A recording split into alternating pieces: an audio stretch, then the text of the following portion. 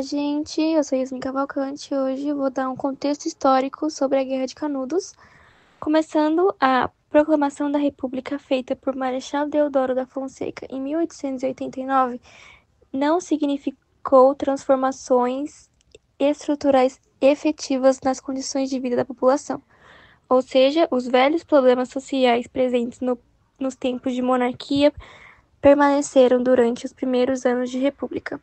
O sertão da Bahia vivia uma crise generalizada. Os engenhos haviam entrado em decadência. O fim da escravidão significou o surgimento de uma população numerosa, sem trabalho ou moradia, e a concentração de terras permaneciam na mão de uma minoria. Além disso, em 1878, havia tido uma terrível seca que só veio a aumentar a pobreza e a miséria da maior parte da população que lá vivia. É nesse contexto que surge o chamado messianismo, movimento que constituiu no aparecimento de líderes locais com fortes discursos religiosos salvacionista que perambulavam pelo Nordeste fazendo pregações.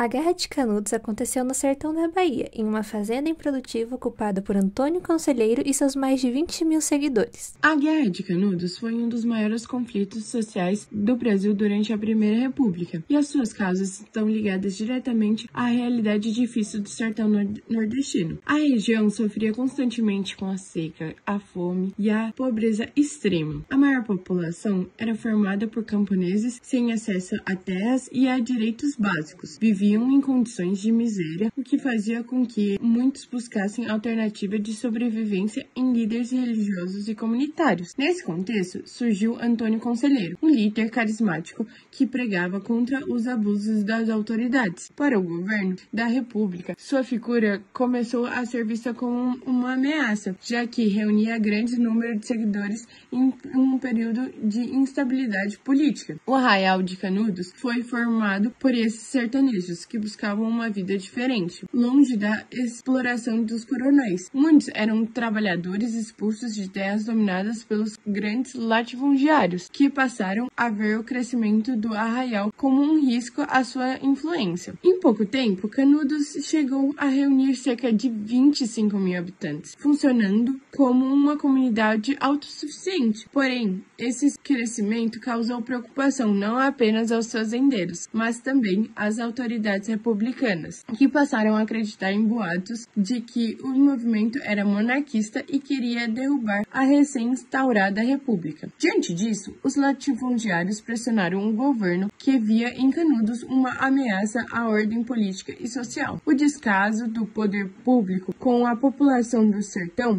aliado ao medo de perder o controle, fez com que o movimento fosse duramente reprimido. Assim, a Guerra de Canudos foi o resultado da soma de problemas sociais, econômicos e políticos, revelando a desigualdade e a exclusão vivida por milhares de sertanejos.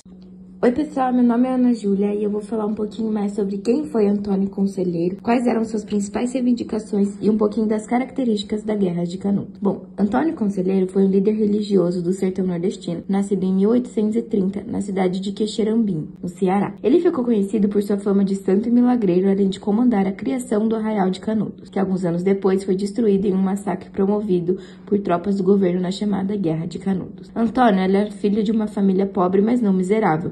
Ele não teve acesso a nenhum tipo de educação formal. Ainda assim, aprendeu com seus pais e professores locais a ler, escrever e realizar cálculos básicos, e além de conhecer um pouco mais os fundamentos da fé católica. Seu grande desejo era tornar-se padre, porém não possuía recursos financeiros para estudar em centros maiores. Com o tempo, ele acabou deixando sua terra natal e passou a viajar pelo sertão, pregando mensagens religiosas que falavam do fim dos tempos e da necessidade de arrependimento. Para seus seguidores, ele anunciava que o juízo final estava próximo e que era urgente buscar o perdão antes da volta de Cristo, que viria acompanhado do rei Dom Sebastião. Mesmo depois de sua morte, ocorrida durante o conflito de Canudos, o corpo de Conselheiro foi retirado do túmulo e usado por cientistas racialistas para sustentar teorias pseudocientíficas e racistas. Esse fato evidencia o preconceito e a falta de respeito sofridos pelos sertanejos naquela época. Bom, Agora que a gente já sabe um pouquinho mais sobre Antônio Conselheiro, eu vou falar um pouco sobre o que ele reivindicava. No início, suas mensagens misturavam previsões sobre o fim do mundo com orientações práticas,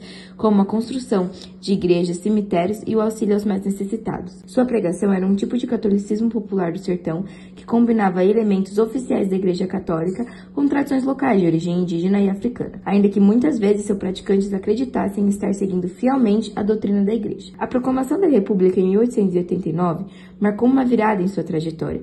Conselheiro condenava as novidades trazidas pelo novo regime, especialmente a separação entre a Igreja e o Estado e a criação do casamento civil. Para ele, tais mudanças revelavam a decadência moral da sociedade e anunciavam a proximidade da punição divina. Já para o governo republicano, frágil e em busca de estabilidade, aquele beato sertanejo parecia representar um inimigo poderoso e perigoso. Em 1893, aos 63 anos, depois de mais de 3 décadas como pregador itinerante, decidiu-se fixar-se em definitivo, tanto pela perseguição às suas missões, quanto pela resistência das autoridades civis e religiosas. Ele e seus seguidores estabeleceram-se então em uma antiga fazenda, abandonada às margens do rio Vaza Barris, no sertão da Bahia. O local, conhecido como Canudos, foi renomeado por ele como Arraial de Belo Monte.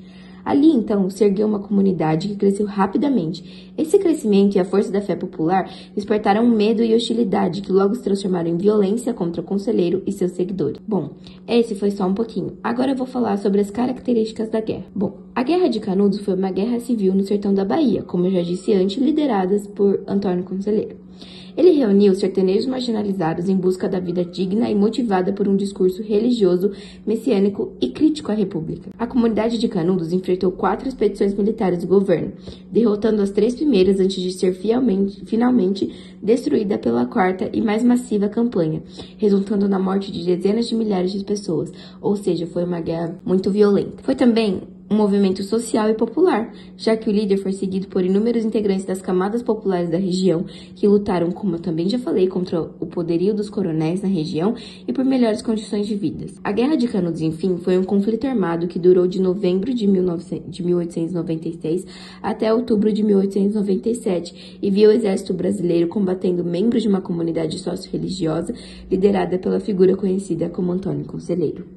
Mas como se desenrolou a Guerra de Canudos? O governo republicano decidiu agir contra o Arraial de Canudos, liderado por Antônio Conselheiro, e enviou uma primeira tropa em novembro de 1896. Era um grupo pequeno, comandado pelo tenente Pires Ferreira. Eles acreditavam que seria uma missão fácil, mas não foi. Os sertanejos, conhecendo cada pedaço do seu terreno e unidos em defesa da sua comunidade, derrotaram os soldados sem grandes dificuldades. Essa derrota surpreendeu o governo, que então organizou uma segunda expedição em janeiro de 1897, agora sob o comando do Major Febrônio de Brito, com cerca de 500 homens. Mesmo assim, os conselheiristas resistiram e venceram novamente. Canudos crescia em força e fama, atraindo cada vez mais pessoas. Irritado com as derrotas, o governo enviou uma terceira expedição em março de 1897, desta vez liderada pelo coronel Moreira César, um militar conhecido pela sua dureza. Agora era mais de 1000 soldados, bem armados e preparados para esmagar o movimento, mas no calor da batalha, Moreira César foi morto e sua tropa entrou em pânico. Resultado: